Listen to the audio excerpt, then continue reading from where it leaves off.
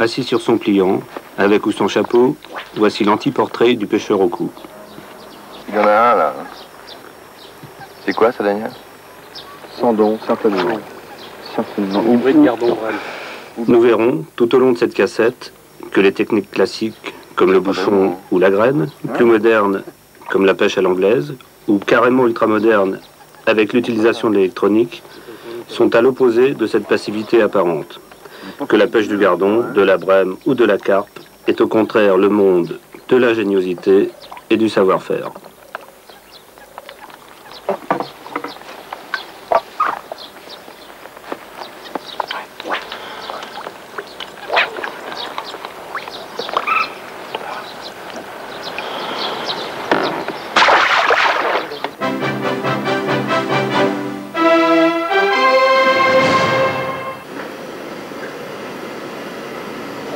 Un grand pêcheur entretient des rapports personnels avec son matériel.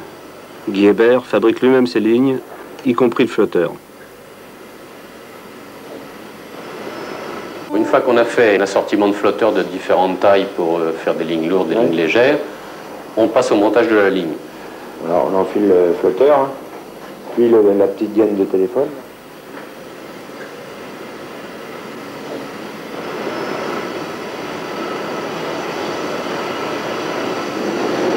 Ensuite, vous prenez une olivette. De la taille correspondante à peu près au flotteur. Hein. Après, vous prenez des petits plans ronds fendus. Oui, des petites cendrées de 11 ou... Oui, que vous serrez à l'aide d'une petite pince. Pas trop fort pour pas écraser le fil. Pour pas écraser le fil.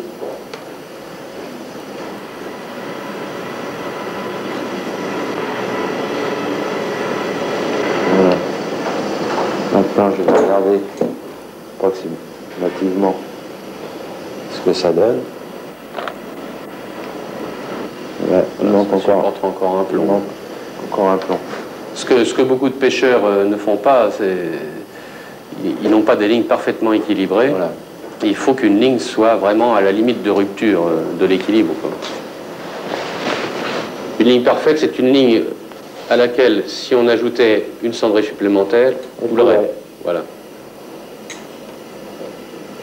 Parce qu'évidemment, moins il y a de flotteurs qui dépassent de l'eau, moins le poisson sent de résistance quand il a la lèche. Voilà. Là, on voit que le flotteur, là, il ne demande qu'à couler. La moindre aspiration du poisson... Un petit plomb de plus et ça coulerait. Voilà. Donc c'est une ligne très bien équilibrée. Voilà. Et ça, c'est 50% du succès. Hein. Oh oui. Sinon plus.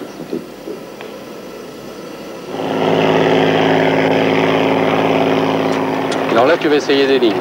Oui, parce que, bon, bah, les lester dans un bocal à la maison, c'est très bien, mais enfin, la densité de l'eau n'est pas la même, alors je préfère essayer.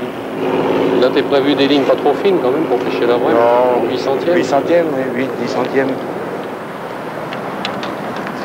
Bon. Je vais amorcer, maintenant. T'as assez mouillé, l'amorce? Oh, je vais peut-être la remouiller un petit peu, quand même. C'est un petit peu vite.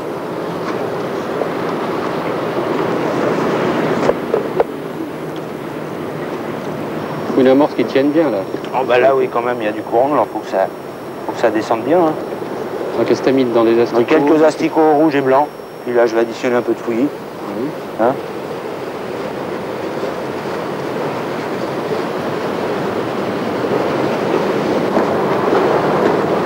Ici, c'est surtout du gardon qui y a. Oui. Alors là, c'est une pêche où tu vas amorcer massivement dès le départ et puis pêcher dessus. Oui. C'est-à-dire pas au rappel. Non, non. Une dizaine de boules et puis une douzaine de boules.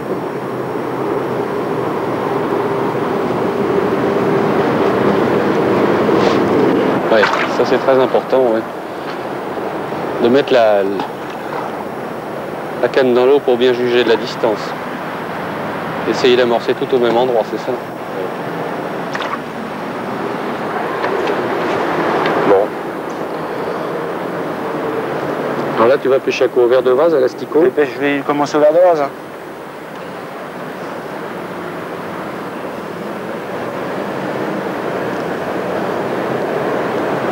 C'est un hameçon de combien que tu utilises? Là, j'ai un hameçon de 18. Là. 18, oui. pêcher le Déjà gardon. relativement gros. Oui, c'est déjà gros. Enfin, c'est à peu près pour pêcher de la plaquette, des choses comme ça. Oui. Je pense que c'est le son qui convient le mieux. Je te gêne pas là? Non, non. À gauche.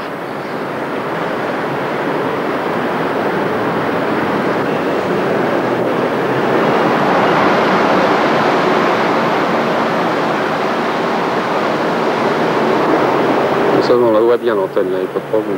Je suis un petit peu trop... Ouais, le problème d'équilibrer une ligne dans un bocal. Oui, c'est ça. Parce que la densité de l'eau n'est pas exactement la même. Non, non. Là, Je vais d'ailleurs retirer un plomb parce que... on va enlever une petite cendrée. Je vais retirer un petit plomb parce que... Elle est dedans. Ah, il est là. Tu coupes jamais le fil comme ça? Oh, ça arrive quelquefois. Hein.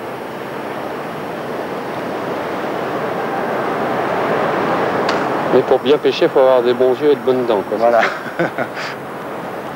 Ah, évidemment, il y a des pinces, mais enfin... Les c'est pêcheurs de plus concours, ils sont toujours pressés, il faut que ça aille vite.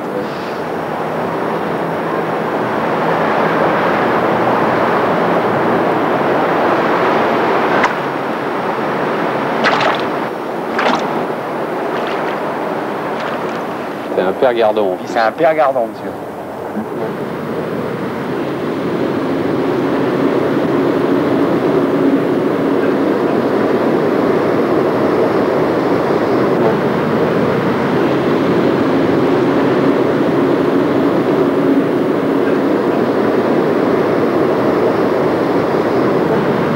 Si ça arrête de mordre, tu relances pas de la mort? Ah si, quand ça ralentit, on rappelle. Tu rappelles à chaque coulée? Ce ou qu'on alors... appelle rappeler, bon, bah, c'est faire des petites boules comme ça. Oui, pour les exciter un peu. Voilà. Histoire de leur rappeler qu'on est là. Il ne faut pas tomber dans l'exagération. Non.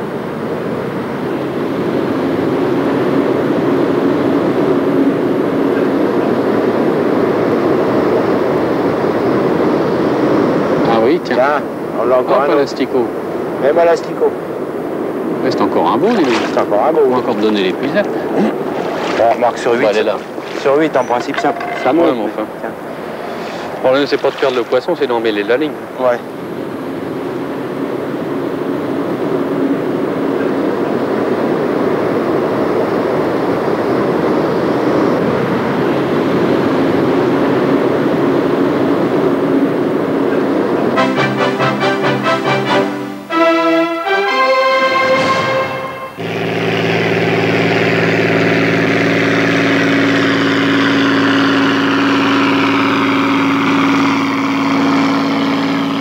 Essayer de choisir un beau grain de chènevis, bien franc, bien net, bien brillant, dont le germe est bien apparent.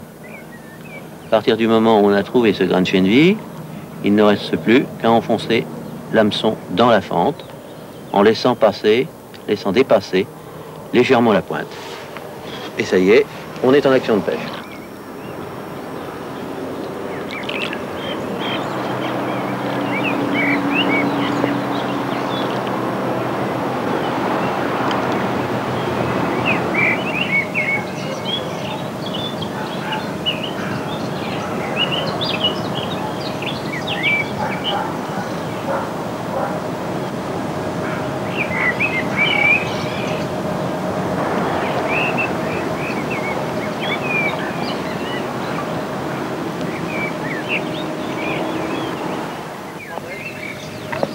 Ah, tiens, un gardon. Il est pas gros, malheureusement. Mais enfin, pour la graine, à cette époque-ci, il faut pas tellement se plaindre.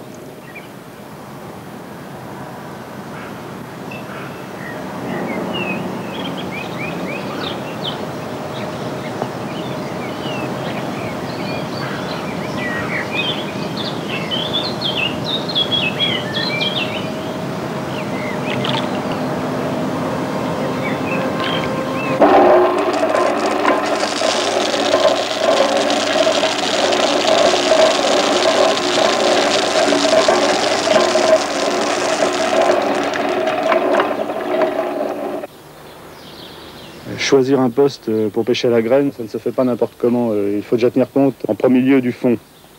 En rivière notamment, il faut trouver une coulée dont le fond soit régulier. Alors donc avec la sonde, on prospecte un peu la rivière. Si possible, avoir un herbier à proximité, c'est toujours bon pour que le poisson puisse se cacher. Avec un râteau ou un grappin, on nettoie le cou pour se faire une coulée bien propre.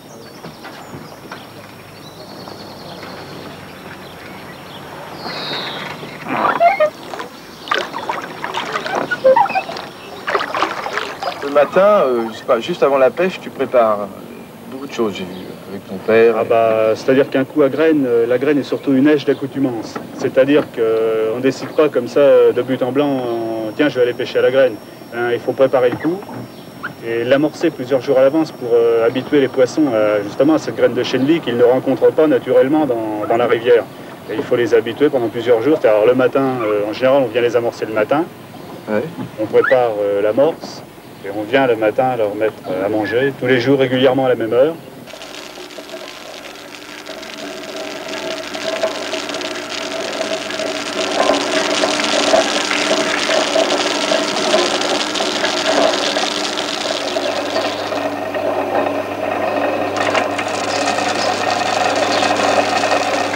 On prend de la graine crue que l'on passe au broyeur.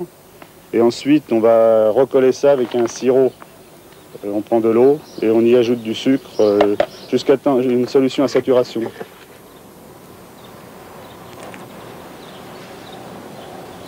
On va coller le chènevis cru broyé avec le sirop de sucre.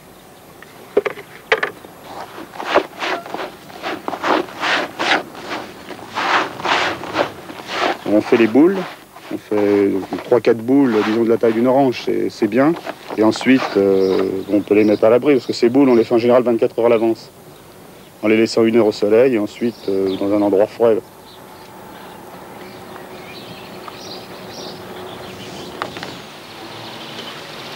Une fois les boules pour l'amorçage préparées, reste encore la délicate opération de la cuisson des graines. Celles qui serviront d'appât directement sur l'hameçon. Avant de commencer la cuisson du chènevis, la première opération consiste d'abord à le mettre trempé, parce que c'est une graine qui est assez dure et sans trempage, la cuisson va être énormément rallongée. Il y aura un trempage, disons, d'une dizaine d'heures. Si on le cuit le matin, on le met trempé la veille au soir. Et en une dizaine de minutes, comme ça, le chènevis va être cuit. S'il n'y a pas de trempage, il va falloir compter une demi-heure de cuisson.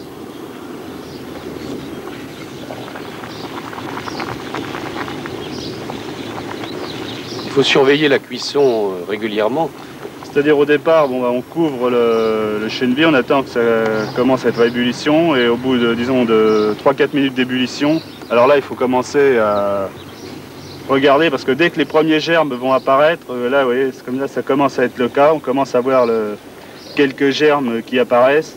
Alors là il faut le surveiller de très près, hein, parce que dès qu'il va y avoir suffisamment de graines avec un germe apparent, il va falloir arrêter la cuisson et tremper, mettre de l'eau froide pour arrêter justement cette cuisson. Sinon, si on le laisse là dans son jus de cuisson, le chènevis va continuer à éclater. Et après, il va être beaucoup trop cuit. Là, encore 1 minute et ça va être parfait là.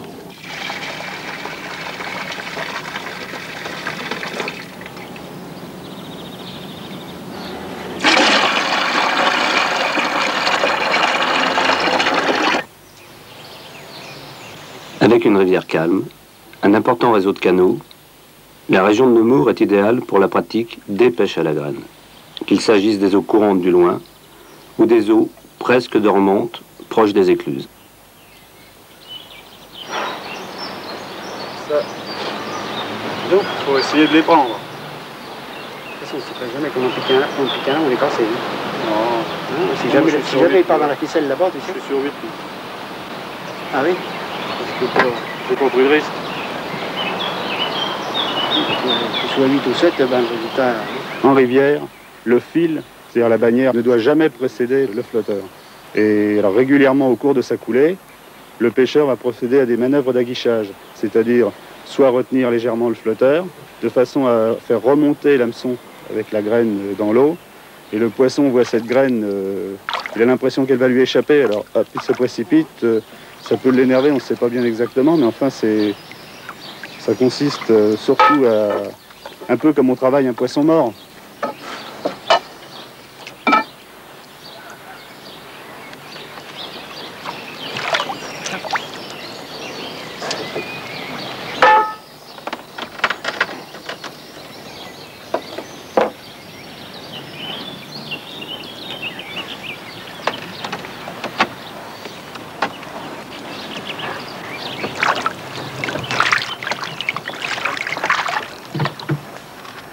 La façon dont la graine est accrochée est importante pour prendre les poissons, parce que la graine au ferrage doit immédiatement s'enlever d'après l'hameçon. Si cette graine est mal accrochée, elle va rester après l'hameçon et elle va protéger la pointe de l'hameçon et le poisson ne sera pas piqué.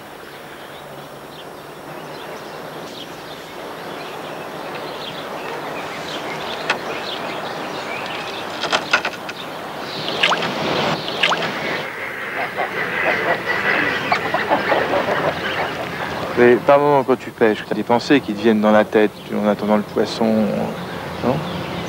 Bon, quand il y a des touches, on pense surtout à pêcher, on pense technique bien souvent. Si les touches se ralentissent, on se dit tiens, pourquoi ça mord pas? Est-ce qu'il faut que je monte autrement ma ligne? Est-ce qu'il faut que je pêche différemment? On recherche, je pense. Là, la pêche au cou, ça ne laisse pas tellement de temps à la rêverie.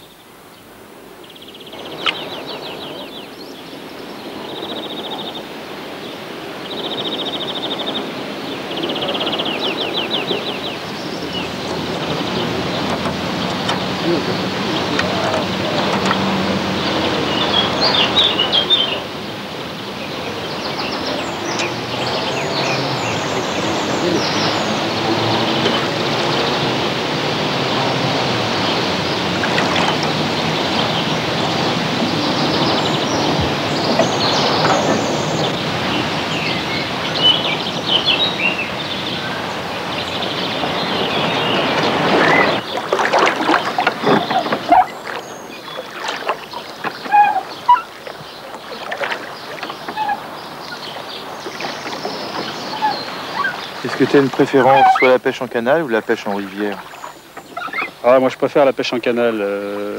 D'une part en rivière, on est souvent obligé de pêcher en bateau et j'aime pas beaucoup pêcher en bateau parce que quand je pêche de bord, je n'éprouve pas le besoin de bouger, je reste sur mon siège, mais en bateau, j'ai les fourmis dans les jambes, donc je préfère la pêche de bord en canal.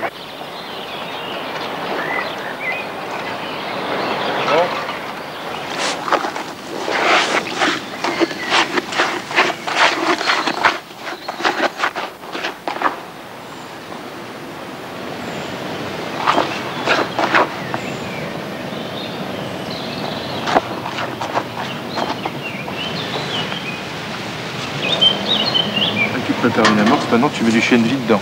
Oui, enfin, pour habituer les poissons à venir beaucoup plus vite, il faut quand même qu'ils trouvent au fond de l'eau lèche avec laquelle on va pêcher au bout de l'hameçon. Alors après, de toute façon, là, du chènevis, on en a inclus un petit peu dans l'amorce pour l'acheter au fond. Mais après, on va grainer, on va jeter de la graine comme ça dans l'eau sans rien y ajouter d'autre.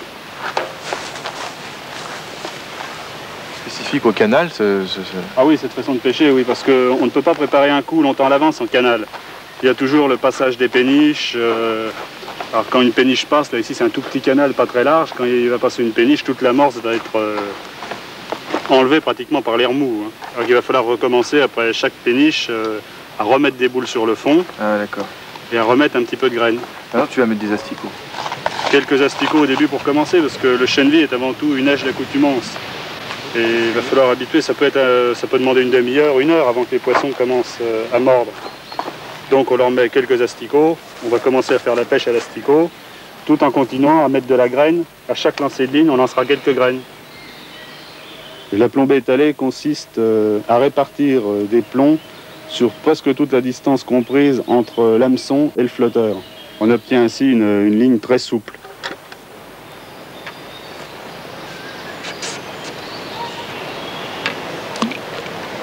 Dans un premier temps, il faut prendre le fond correctement, c'est-à-dire bien régler son flotteur de façon à faire évoluer l'èche à ras du fond.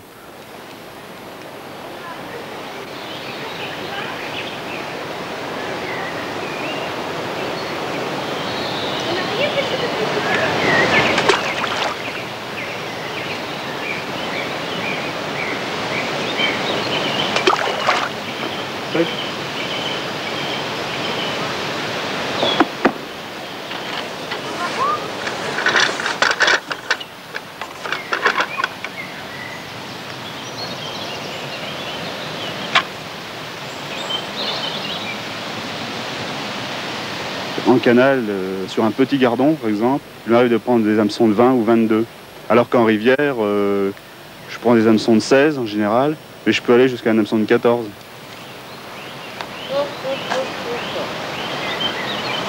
Alors, qu'est-ce que tu réponds?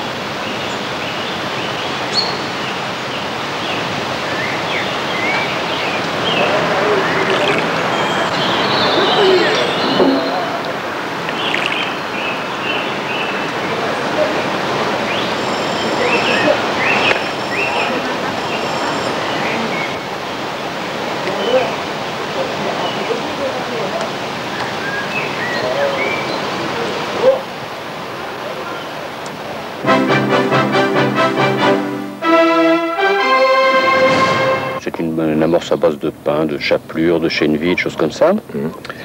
Et puis on y met des asticots dedans. Des asticots de différentes couleurs, des blancs. Et pourquoi de différentes couleurs? Parce qu'on ne sait pas pourquoi, mais il y a des jours où les poissons préfèrent un asticot rouge, d'autres jours ils préfèrent un asticot blanc ou un asticot jaune. Ils ont comme ça leur petite manie. Je cherche pas d'explication, je constate. Et là, on va pêcher avec quelle couleur? Au jaune? On va mettre des blancs dans l'amorce, tu vois. Okay. On en saupoudre un petit peu, comme ça. Gentiment. Puis après, on va faire des petites boulettes. Tu vois, ça sert bien. Ça va nous permettre de lancer à 15 mètres, 20 mètres ou 25 mètres, suivant l'endroit qu'on va avoir choisi. Et puis, une fois arrivé dans l'eau, l'amorce va se déliter, elle va éclater, et les asticots vont tomber au fond. 5-6 boulettes de la taille d'une orange au départ, puis après régulièrement on rajoutera des petites boulettes de la taille d'une noix. Hein? À combien? Bah, il faut choisir une distance de pêche, mais là c'est bon. Hein. D'après moi, là.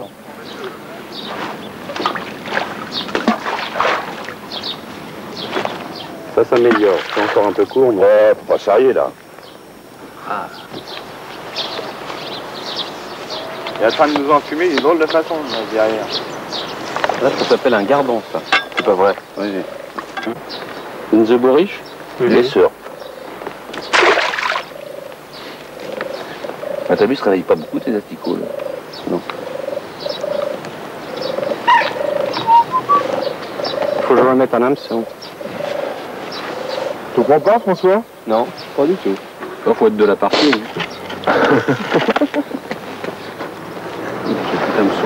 Qu'est-ce qu'il m'a baisé mes hameçons?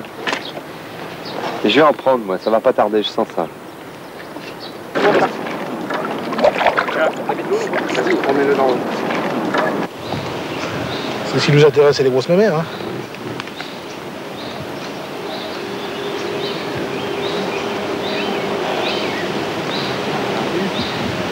Enfin, t'as vu qu'on est arrivé, il y avait des bulles. Hein.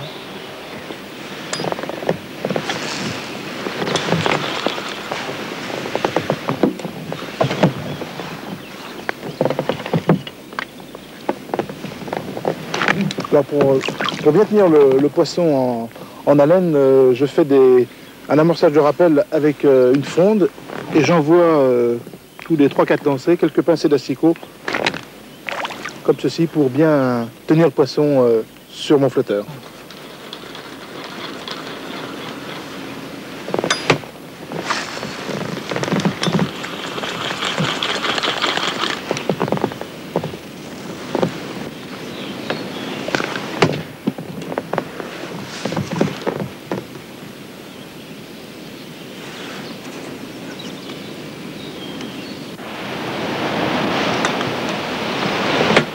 Là, j'en ai une, là, fort. Ah, Fortuné, là, je crois que j'en ai une, là. Je crois qu'elle est belle, hein. Elle est belle? Oui. Tu veux sel?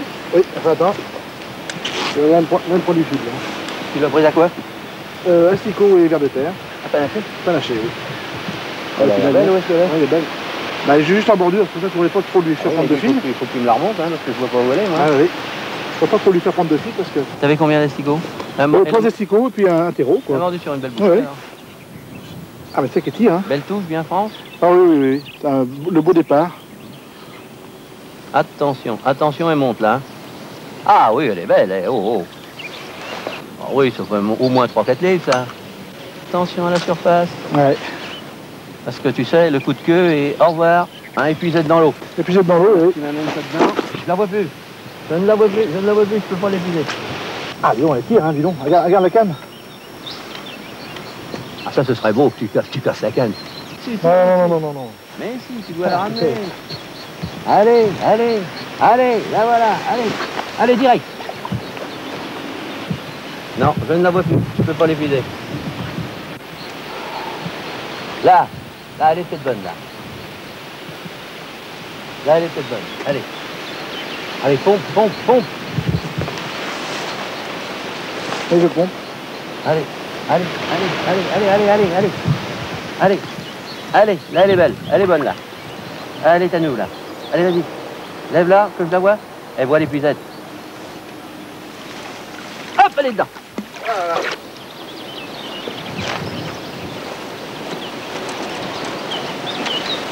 Voilà. Bon, l'hameçon est juste bien pris.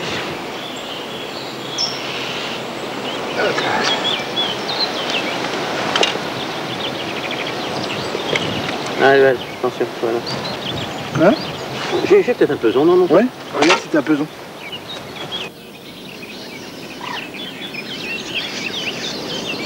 Enfin, moi, je les ai fait vers de terre asticot, forcément. Ah oui, mais comment veux-tu que je mette un ver de terre, un asticot sur un hameçon de 22? C'est pas l'évidence, hein. J'ai essayé là un asticot rouge et un asticot blanc pour voir. Ah oui, pourquoi pas. Ah, bah dis donc Jean-Pierre, pas toi qui prends du poisson? Et regarde ce joli carpeau. C'est une belle bête. Non, c'était un petit carpeau. Non, c'était une toute petite bête. Enfin quand même, mon Dieu. Ouais. Il ferait un très beau vif. Et pour ce que je cherche aujourd'hui, ça ne m'intéresse pas. Allez, on va le remettre à l'eau gentiment. Allez, va. Mon petit lapin, t'es trop petit, va grossir. Je te reprendrai un autre jour. La préparation de l'amorce, c'est quand même quelque chose d'extrêmement important, surtout lorsqu'il s'agit d'une amorce comme celle-ci, qui est à base de pain. Là, c'est du pain anglais. Alors, pourquoi pain anglais? On peut se demander, évidemment, si en France, on n'est pas capable d'avoir le même pain, il semble tout de même que le leur soit plus moelleux. Et en particulier, beaucoup plus apprécié de certains poissons, type brème. Alors, bon, ce que je fais là, c'est pas très rationnel. Cette farine, cette composition, à partir du moment où il y a du pain dedans, et en particulier du pain anglais, on doit normalement la mouiller plusieurs heures à l'avance pour que le pain puisse être bien humecté, pour qu'il puisse gonfler. Bon, là, je ne l'ai pas fait parce que j'ai pas eu le temps de le faire, mais en réalité, là encore, une amorce, c'est extrêmement important. Tous les pêcheurs vous le diront. C'est la base, bien entendu, de ce qu'on peut lancer d'attractif dans l'eau. Et il faut que ce soit préparé avec beaucoup d'attention. En particulier, une amorce doit se préparer, si on veut utiliser un terme un petit peu trivial, comme une mayonnaise. C'est-à-dire qu'on ne doit pas, par exemple, prendre comme ça un seau d'eau et le verser brutalement dans l'amorce. Non, il faut le verser cette eau par petites quantités.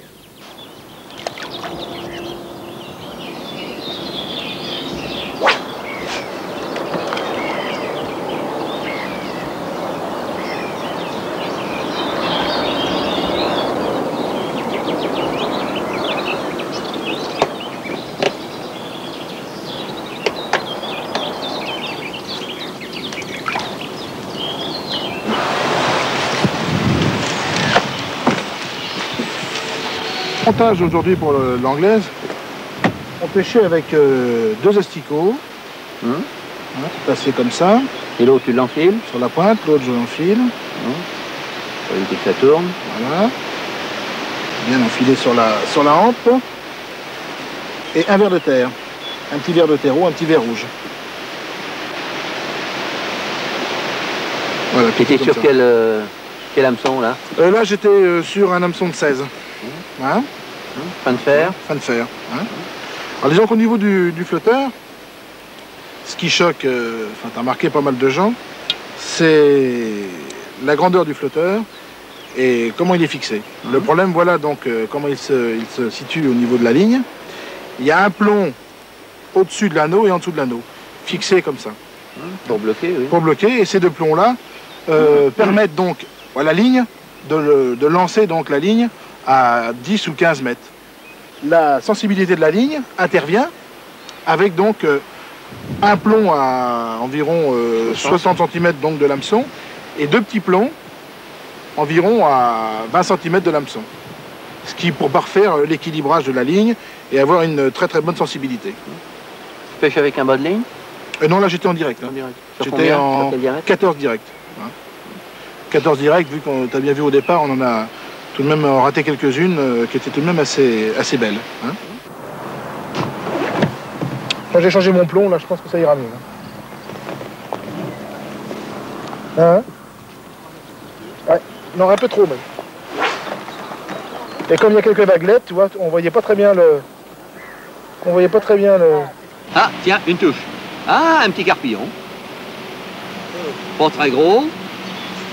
Pas suffisamment gros d'ailleurs. On va lui relaisser la liberté à ce petit brave homme. Allez, va mon petit bonhomme. Mais alors par rapport à la pêche à la française, quel avantage trouves-tu à cette technique de pêche au moulinet ou pêche dite à l'anglaise? Bah, disons que... Tu touches des poissons qui sont plus gros. Tu touches des poissons qui sont surtout... Dans de meilleures conditions. Beaucoup plus gros. Et le problème, on arrive surtout à les bloquer et à avoir, grâce au moulinet, donc, qui est une réserve de fil, à pouvoir, au départ, donc, vu un démarrage de carpe, comme on a vu tout à l'heure, bon, bah, disons qu'on laisse le pick-up du moulinet ouvert et on laisse donc 20, 30 ou 40 mètres de fil et après... C'est pas une pêche aussi subtile tout de même que la pêche à la canne dite à la française. On peut très bien prendre un type de flotteur beaucoup plus léger et pêcher en demi-surface.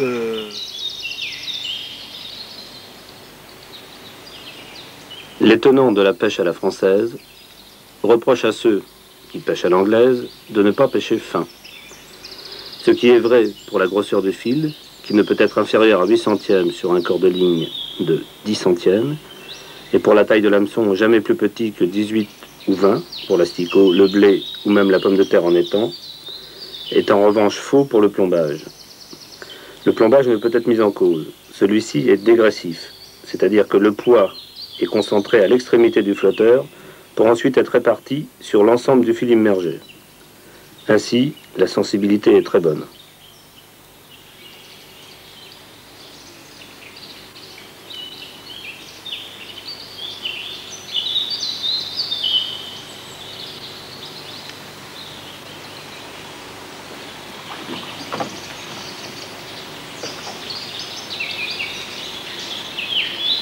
Et l'avantage d'attacher le flotteur en bas? Bah, disons que ça permet de...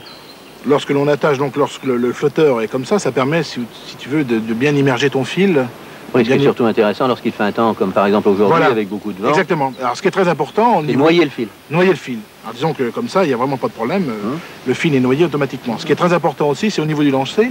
Lorsque tu lances, il faut toujours lancer un tout petit peu plus loin et tremper ton sion dans l'eau et ramener 3 ou 4 coups de 3 ou 4 coups pour bien être au raide. Et bien faire attention que ta ligne soit toujours bien raide.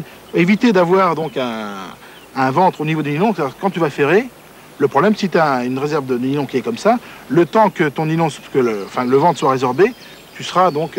Être toujours au contact du poisson. Voilà, exactement. Et ça, c'est une chose qui est très extrêmement importante. Par contre, le plus intéressant, c'est la prise. C'est pas le poisson lui-même, mais c'est plus la lutte avec le poisson. Lorsque le poisson est dans l'épuisette, c'est presque fini. Celle-là, on va la mettre à l'eau parce que disons qu'elle est tellement belle que on n'a pas le droit de la garder.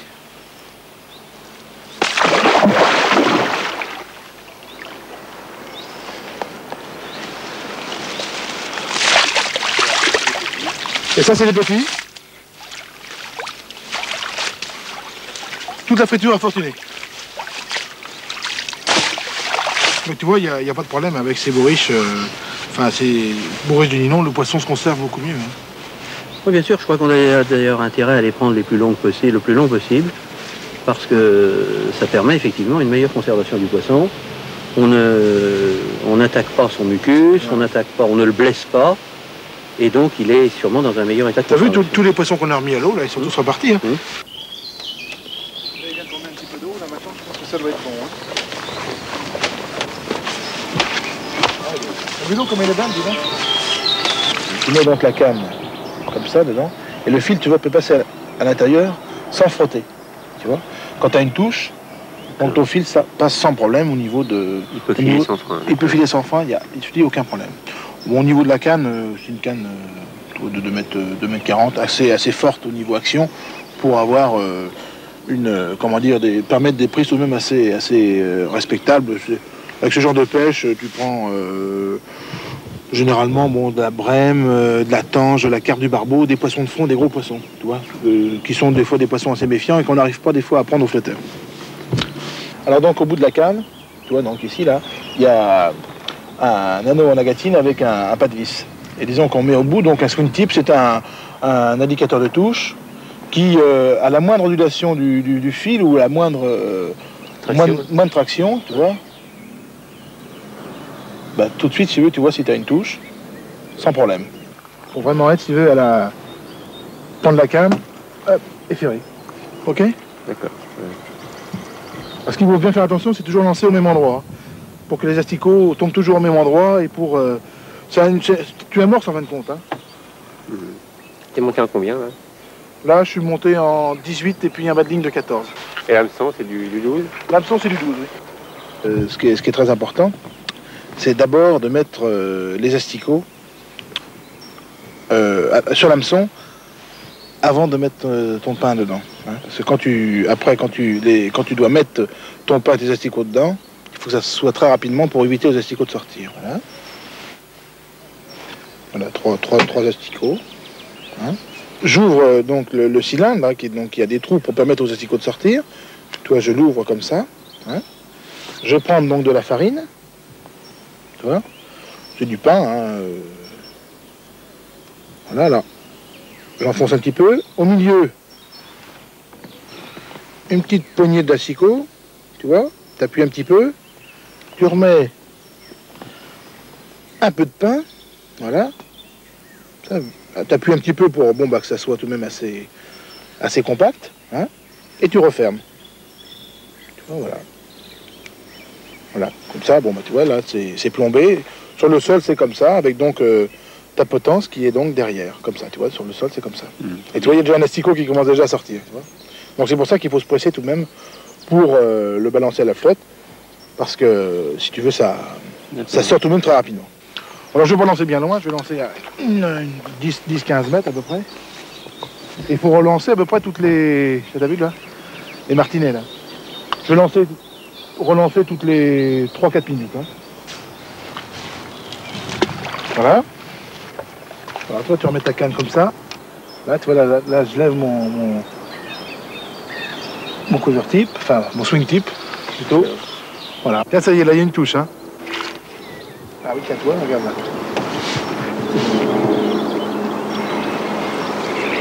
Allez. Ça y est, c'est au bout, hein. C'est bon. Ça a l'air d'être assez gros, hein. Carrefour, non. Alors non, un carrefour, ça partirait plus rapidement. Hein. Je sais pas ce que c'est. Voilà. Tiens, c'est une tange, dis donc.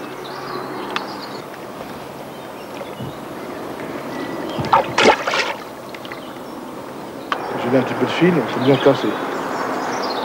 Regarde, elle remonte en surface, là.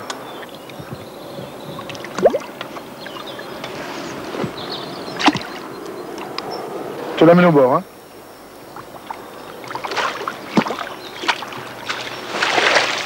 Tu l'amènes là, là? Hey, regardez ça. Ça, c'est joli, là, regarde. Une couleur, hein. Tu l'as aperçu? Non. Chaque fois que tu sais que je la lève, avec le soleil, terminé. Hein. Il repart.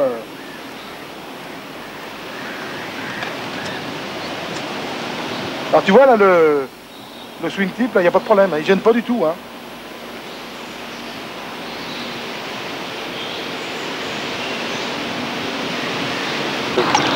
Donc je veux dire, t'as ta flotte mille. Ouais. Ah ouais, c'est une grosse mer. Hein.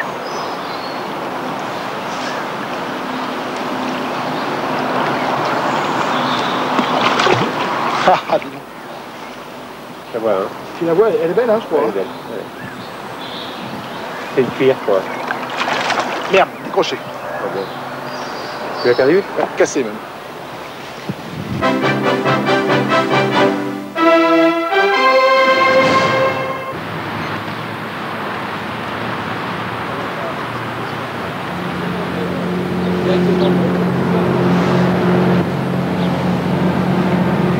Ouais, tout à l'heure.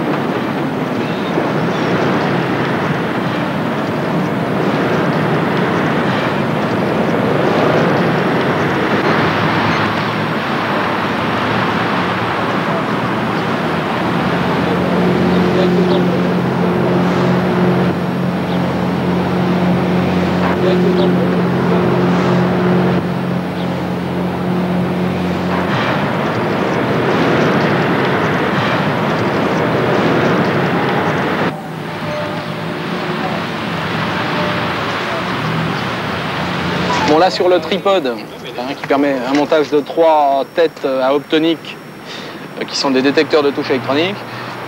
Et on voit ici, là au bout de mon pouce, cette petite LED qui va s'allumer au fur et à mesure que le fil roule sur la petite molette qui se trouve ici. Vous avez donc les pales de la petite molette derrière qui viennent couper le faisceau du photocoupleur.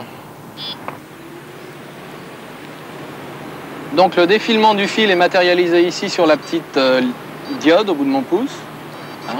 Elle peut donc sonner lentement, comme ça, si le départ de la carpe est lent, et puis sonner rapidement si le départ de la carpe est rapide. On a ici notre écureuil qui équilibre le fil, ce petit objet là qui glisse le long de cette tige et qui fait ici sonner le... Le fil passe dedans. Le fil passe dessous, hein, alors bon, l'avantage de ceux-là, c'est qu'en plus vous avez ici 2 petits poids additionnels qu'on peut rajouter lorsque le courant est augmenté. Alors dans quel but tout ce matériel? Alors quel but? Bon, la pêche de la carpe est une pêche de jour. Le jour, ça permet de ne pas avoir en permanence les yeux sur la canne. Est-ce que tout ce matériel sophistiqué ne fait pas un petit peu ricaner vos anciens? Si, tout à fait, tout à fait. Mais ils ricanent beaucoup moins quand ils voient les résultats des pêches qu'on fait. Puis bon, il faut pas brimer les anciens, blâmer l'ancien matériel. Je pense qu'il faut considérer qu'il y a une évolution technologique également dans la pêche. On dirait des hérons, là. Ouais, c'est des hérons. Bon, il y en a quelques-uns au-dessus de Paris. Hein. Ouais. Bon, pas fréquents, mais il y en a quelques-uns. Ah, faut croire qu'il y a encore du poisson en Seine. Alors un échantillonnage de graines et de bouillettes que l'on peut employer pour la pêche de la carpe. Alors ici vous avez des graines d'arachide et de maïs, des boules d'amorce et des bouillettes. Pourquoi des bouillettes? Alors ces bouillettes qui sont faites à base de farines diverses, auxquelles on ajoute des produits à plus ou moins haute teneur en protéines, servant à opérer un amorçage à longue distance que l'on ne peut pas faire avec des graines, et servant à sélectionner aussi certains poissons. Quels produits il y a dedans? Les produits sont à base de protéines, de farine, de graines. Chaque pêcheur a son petit truc pour faire sa farine. Et... Les traits les plus connus, c'est quoi? La caséine, caséinate de sodium, caséinate de calcium. C'est plus autrement comme produit naturel, qu'est-ce qu'on peut trouver dedans comme arôme? Du concentré de maïs, du caramel, de la vanille. Tous les arômes pratiquement imaginables, puisqu'on utilise aussi bien du caramel que du chocolat, de la fraise, de la vanille, de l'arôme framboise. Disons que les arômes aux fruits marchent très bien l'été. La carpe est complètement omnivore? Tout à fait, oui. La carpe est omnivore. Nous lançons les bouillettes de diverses manières. On peut les emmener sur le cou à l'aide d'un bateau. On peut les lancer à l'aide de ce lance-bouillette et à l'aide de frondes un peu particulières car elles sont très puissantes. Ce sont les frondes qui sont le plus souvent utilisées. Jusqu'à quelle distance vous allez? Une centaine de mètres. Le montage au cheveu, c'est un montage qui allie plusieurs avantages. Le premier, c'est de désolidariser l'appât de l'hameçon, donc la notion de nourriture de l'hameçon, de la notion de danger. La carpe, l'hameçon, elle connaît. Et deuxième avantage, c'est que ça libère totalement l'hameçon, qui de ce fait se trouve prêt à piquer. Alors, on va écher avec une bouillette. Alors pour ça, on utilise une aiguille passe-bouillette. Vous êtes pêcheur de carpe? Oui, pêcheur de carpe. Technique moderne de pêche de la carpe. Les techniques importées dernièrement, disons il y a 2 ans. Pourquoi la carpe? Parce que c'est un poisson fascinant, parce que c'est un poisson robuste. C'est le big game fishing d'eau douce. C'est le plus gros poisson d'eau douce, peut-être l'un des plus combatifs avec le saumon. Pourquoi des techniques modernes? Parce que sur ce genre de matériel, on peut prendre des carpes sportivement, parce que les fils sont fins, parce que les cannes sont légères et parce qu'il ne suffit pas de mouliner pour amener les poissons à l'épuisette. Il faut faire ça en finesse et ça ajoute à la pêche.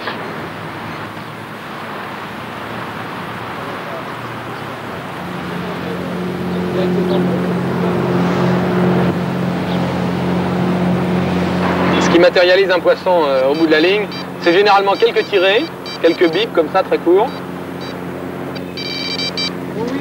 Ah, c'est parti, allez faire. Faire, c'est bon. T'es dessus? T'es dessus? Elle est au bout là? Ouais. C'est lourd, non? Ouais, ça l'a pas, ouais. Ah ouais, ça tire, hein. Attention, écarte là parce qu'elle revient dans les cannes là. Pousse ta canne à gauche un peu. Voilà. Elle est pas très loin, elle semble pas vouloir prendre le large. Relève, Pascal. Relève ces 2 cannes. Ouais, je vais relever tes autres cannes, hein. De manière à ce que tu sois pas emmerdé. Peut-être que tu descendes, Michel, non? Non, oui. Comme tu veux. Non, je sais pas. Ça vient, ça tient le fond, hein. Ça sonde? Ça a l'air joli, hein. Ouais, ça a l'air beau, hein. C'est la clap de poisson. Oh, elle est belle, regarde, elle est belle. Regarde, elle est belle. Une belle commune. Elle est super. Ouais, magnifique poisson. Ouais. Tu l'amènes? À toi, Michel? Tu l'amènes doucement, hein? Laisse-la redescendre. Laisse-la, allez. Voilà, c'est voilà, elle est prise. Attends, Michel, je vais t'aider à la remonter. Superbe! Ouais, génial. Alors, regarde ce beau poisson, superbe. Une belle commune, il va faire 5-6 kilos. 5-6 kilos, ouais, un bon 6 kilos. Hein, ouais, je pense aussi. Attention, elle est prise dans un nageoire dorsal. Ah ouais. Ça, à fraise, bouillette. Ouais, bouillette à la fraise. C'est parmi les plus grosses carpes qu'on peut trouver en Seine? Non, il y a beaucoup plus gros que ça, mais c'est déjà un joli poisson qui offre pas mal de défense. Hein, la commune étant la carpe qui offre le plus de défense de toutes les carpes. On l'a vu, hein, elle sonde, là, elle tirait bien, elle sondait. Ça tient bien le fond. Elle est beaucoup plus fuselée. Hein, ouais. Et puis il y a quelques accros, ça tient bien le fond. Vous allez la manger? Ah non, surtout pas, surtout pas. Parce que l'eau est sale? Non, surtout pas. On est complètement adepte de la pêche sportive. Et ce poisson-là va être pesé, il va être photographié, bien sûr. Et puis ensuite, on le rendra à son élément pour le plaisir qu'il nous a donné. Voilà. Hein, avec l'accord complet du pêcheur. Allez, à toi l'honneur. Pèse ton beau poisson. 6 kilos. Ah ouais, 6 bons kilos. Super, un bon 6 kilos. Hein. 6 kilos. Super. Allez, super. 6 kilos. Allez, 6 kilos bien mérités. C'est bien, Patrick. Ouais, t'inquiète pas.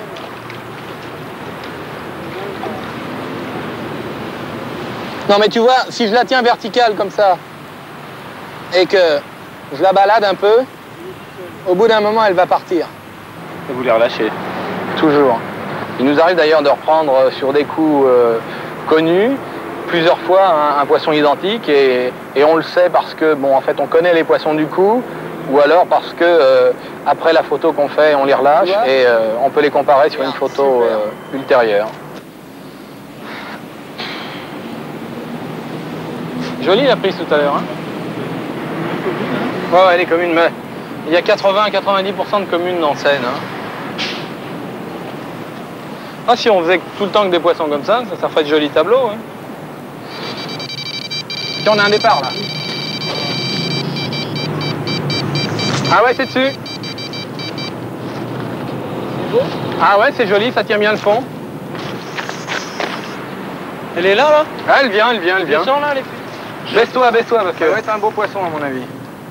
Elle sonde bien, elle tient bien le fond. Ouais, pas tout. Hop là! Oh là là là là! C'est un gros poisson, hein? Ah, c'est lourd, hein? La Seine n'est pas trop sale. La Seine, je dirais qu'elle est...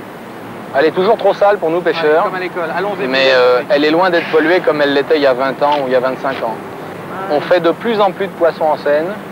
Et je pense que les efforts des pêcheurs et des gens qui gravitent un peu autour des problèmes de pollution font qu'on prend de plus en plus de poissons et on en prendra encore plus dans les années à venir. Le filet. Pas les branches, Patrick. Non. Le filet. Voilà. Un beau mâle, regarde, elle est toute orange en dessous. Super.